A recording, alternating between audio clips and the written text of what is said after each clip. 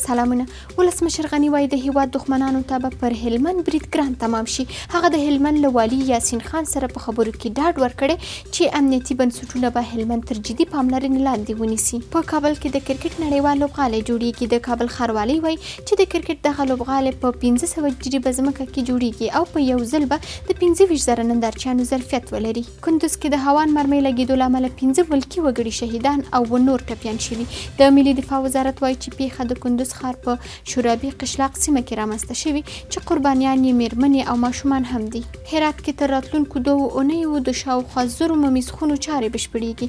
د کرنې او مالدارۍ وزارت وایي په دغو ممیزخونو 320 میلیونه افغانۍ لګښت راغلی. او امام علي رحمان یو ځل بیا د تاجکستان ولسمشر شو. هغه د 5م ځل لپاره ولسمشریزې ټاکنې ګټلې دي. امام علي رحمان له څه باندې 13 کلونو راهیسې د دغه هیواد مشري کوي.